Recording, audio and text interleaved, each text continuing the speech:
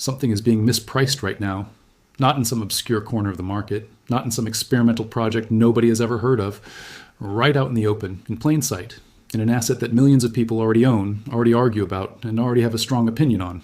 And the reason most people are missing it is because they're too busy watching something else. Let me ask you something. When was the last time you saw a major financial headline about XRP that wasn't about a lawsuit, a price drop, or someone mocking it? Think about that for a second. Because while that silence has been happening, while that absence of hype has been building, something underneath the surface has been quietly shifting. And the shift is not small. Stay with me until the 12-minute mark of this video. Because what I'm going to show you between now and then is not a price prediction. It's not a chart analysis. It's something far more important than either of those things. It's the structural case for why XRP may be one of the most misunderstood assets in the entire financial system right now, and why that misunderstanding could be exactly what makes it interesting. Quick note before we go further. Nothing in this video is financial advice. I'm not your broker. I'm not your financial advisor.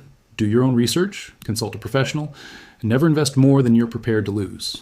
I'm here to think out loud with you, not tell you what to do with your money. Now, let's get into it. Morning, afternoon, or night for you right now, drop it in the comments. I want to know where in the world this conversation is reaching. Here's where we start. Everyone is watching Bitcoin. Every headline, every institutional filing, every corporate treasury announcement, every Federal Reserve statement gets filtered through the lens of what it means for Bitcoin. And I get it. Bitcoin is the headline asset. It earned that position. It fought for legitimacy for over a decade and won. But here's the question almost nobody is asking. What if the biggest opportunity in this cycle isn't the one on the front page? What if while every analyst, every fund manager, and every retail trader has their eyes locked on one asset, another asset is quietly doing something that the market hasn't priced in yet? Because right now, in June of 2026, that is exactly what appears to be happening with XRP. Not in an explosive way, not in a way that's trending on social media, in a slow, structural, almost invisible way. And if history has taught us anything about financial markets, it's that the slow, structural, invisible shifts are exactly the ones that end up mattering most. Let's start with the most common mistake people make when they think about XRP. They compare it to Bitcoin. And the moment they do that, they've already made an error that colors every conclusion they reach after it. Here's the thing. Bitcoin and XRP were never trying to do the same thing. Bitcoin was built to store value, to create digital scarcity, to give the world something that no government, no central bank, and no institution could inflate away or confiscate easily. Bitcoin's entire identity is built around one word: trust, specifically removing the need for it, replacing it with mathematics and consensus. XRP was built to move value, not store it, not protect it, move it, faster than anything that existed before, cheaper than anything that existed before, across borders that have historically made moving money unnecessarily painful. Those are two completely different missions. And yet, almost every debate about XRP still gets framed as a competition. People ask, will XRP flip Bitcoin? Can XRP become the new reserve asset? Is XRP better than Bitcoin? These questions reveal a fundamental misunderstanding of what XRP actually is. Asking whether XRP will replace Bitcoin is like asking whether a high-speed logistics network will replace a central bank vault. One secures wealth, the other moves it. These are not competing systems. They're complementary ones. And this matters. Because once you stop comparing XRP to Bitcoin and start evaluating XRP on its own terms, the picture looks completely different. Now here's the part nobody is paying attention to. The problem XRP was built to solve is not a niche problem. It is not a theoretical problem. It is not a future problem. It is one of the largest, most persistent, most economically significant problems in the global financial system right now, today, in June of 2026. Moving money across borders is still remarkably inefficient. Think about what we can do in 2026. You can speak to someone on the other side of the planet with zero latency. You can transfer 100 gigabytes of data in minutes. You can run real-time artificial intelligence models on your phone. You can have a package delivered to your door within hours of ordering it. And yet, if you try to send $100,000 from a business in Karachi to a supplier in Sao Paulo, you are still navigating a system built on infrastructure that was designed decades ago. Multiple correspondent banks, settlement windows measured in days, fees layered on top of fees, currency conversion at unfavorable rates, and a trail of intermediaries that each take a slice. That gap between how fast we can move data and how slow we still move money is the gap XRP was built for. And here's what's important. That gap hasn't closed. If anything, as global commerce has expanded, as emerging markets have grown, as cross-border trade has accelerated, the inefficiency of the old system has become more visible, not less. Comment below if you've ever been frustrated by how long an international bank transfer takes. I have a feeling this section of the comments is going to get busy. Now let's talk about something that has changed, something significant, something that most retail crypto investors completely missed because they were distracted by price action. The attitude of major financial institutions toward blockchain technology has undergone a genuine transformation over the past several years. And I want to be precise here because the details matter. 10 years ago, the dominant posture from most banks and financial institutions was open hostility, or at best, dismissive skepticism. You can go back and find the quotes. Executives at some of the largest financial institutions in the world calling Bitcoin a fraud, calling blockchain a solution looking for a problem, calling the entire crypto ecosystem a speculative bubble with no real-world application. Then something started to shift. Not suddenly, not dramatically, but steadily, quietly, in the way that large institutions actually change. Slowly, bureaucratically, and then all at once. The question stopped being, should we even look at this? And it became, how do we actually use this? That's not a subtle difference. That is a fundamental change in posture. And it happened across multiple sectors simultaneously. Banks began forming digital asset divisions. Regulators began constructing frameworks instead of just issuing warnings. Central banks began piloting digital currencies. Major payment processors began integrating blockchain-based settlement rails. Insurance companies and asset managers began building blockchain-native products. And XRP kept showing up in the conversations around one specific use case: cross-border payments and real-time gross settlement. Not because Ripple, the company most associated with XRP, had perfect relationships with every institution. Not because adoption was seamless, but because the technology had characteristics that were genuinely difficult to replicate with anything else. 3 to 5 second settlement finality, transaction costs measured in fractions of a cent, a network designed for scalability from the beginning, capable of handling over 1,500 transactions per second, carbon neutrality as a structural feature, not an afterthought. These are not marketing claims. These are technical specifications that have been independently verified and that matter enormously to institutions thinking about infrastructure, not price. Now here's the part that should make you sit up a little straighter. The legal cloud that hung over XRP for years, the Securities and Exchange Commission lawsuit that began in December of 2020, ended. And it ended in a way that gave Ripple and the XRP ecosystem far more clarity than most people expected. The legal resolution that came through the courts established that XRP sold on secondary markets to retail investors does not constitute a security under United States law. That was a massive clearing event, not just for Ripple, for the entire XRP ecosystem. And yet, despite that resolution, XRP still doesn't get the mainstream attention that its technology or its legal clarity probably warrant. Which brings us to the part of the story that really matters. Here's the counterintuitive twist that almost nobody in the crypto space is talking about. The success of Bitcoin, the very thing that pulls all the attention, all the headlines, all the institutional capital, may actually be one of the most important catalysts for XRP's next chapter. Not because they're competing, but because Bitcoin has already done the hardest job in the history of this asset class. Legitimization. Think about what Bitcoin accomplished over the past decade and a half. It forced central banks to develop official positions on digital assets. It forced Wall Street to build custody solutions, trading desks, and risk frameworks for assets that didn't exist in any textbook. It forced regulators in every major economy to move from ignoring crypto to actively building policy around it. It forced the public conversation to evolve from, is this real, to how do we regulate it, to how do we integrate it? Bitcoin opened the door, and now every other serious project in this space gets to walk through a door that was extraordinarily expensive to open. XRP doesn't need to convince the world that digital assets are real. Bitcoin already won that battle. XRP doesn't need to prove that blockchain technology can be used in financial infrastructure. Multiple central banks and dozens of financial institutions have already made that case through their own pilots and deployments. What XRP needs to do is much more specific, much more achievable. It needs to convince a defined set of financial institutions that it can solve a defined problem, cross-border value transfer, better, faster, and cheaper than the alternatives. That is a narrow pitch. And narrow pitches, when they land hard. Hit, like if this is starting to make sense, because I want to keep going deeper on this. Now let me ask you something.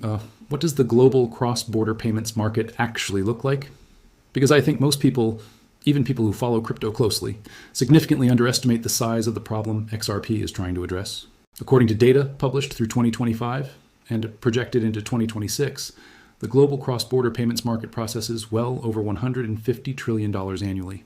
That number includes business-to-business transfers, remittances, interbank settlements, and consumer payments. That is not a niche market. That is one of the largest markets on the planet.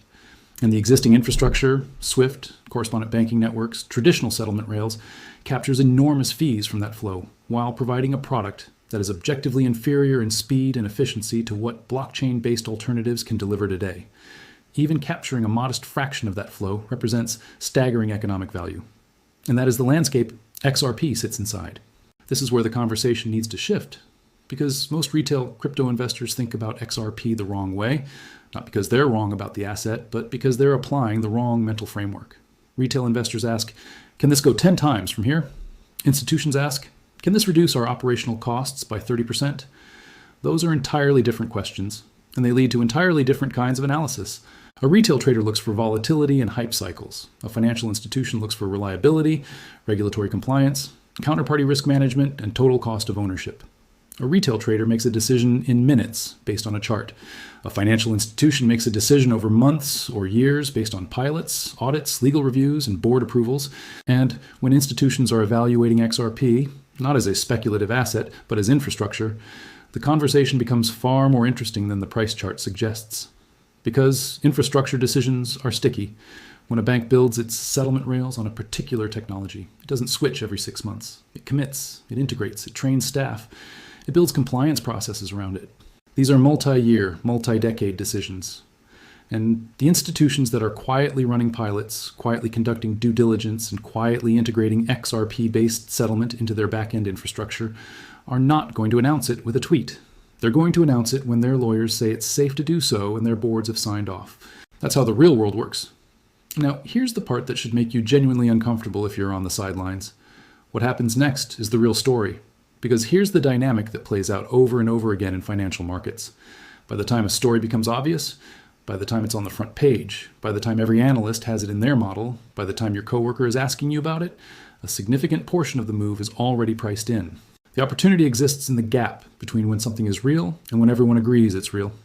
That gap is where wealth changes hands. And right now, in June of 2026, XRP is in a peculiar position.